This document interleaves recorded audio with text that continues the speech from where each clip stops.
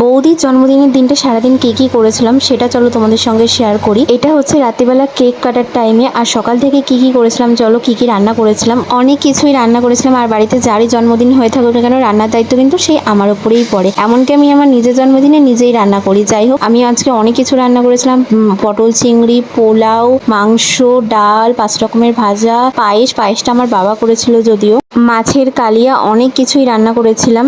আজকের ভয়েসের ব্যাকগ্রাউন্ডে তোমরা সাউন্ডটা একটু নয়েজ আসবে, কারণ পাশের বাড়িতেই কাজ হচ্ছে, সেই কারণে ভয়েস দিতে একটু প্রবলেম হচ্ছে। তারপর এখন বৌদিকে দুপুরবেলা সব গুছিয়ে খেতে দিয়ে দিয়েছি, আর এখন বাবা আশীর্বাদ করছে। এক এক করে বাবা মা সবাই আশীর্বাদ করবে। আমার মা বাবা কিন্তু এইভাবেই আশীর্বাদ করে দাঁড়িয়ে, তার কারণ পায়ে ব্যথা, সেই কারণে বসে আশীর্বাদ করতে পারে না, এইভাবেই সবাইকে আশীর্বাদ করে। তারপর আর কি সবাই খাওয়া দাওয়া করে সন্ধ্যাবেলা কেক কাটিং করলো, সেটা তো আগেই দেখিয়ে দিয়েছি। এখন আমি একটু বৌদিকে পায়েস খাইয়ে দিচ্ছি। তা তোমরা তাড়াতাড়ি চ্যানেলটা সাবস্ক্রাইব করে দাও। বাই।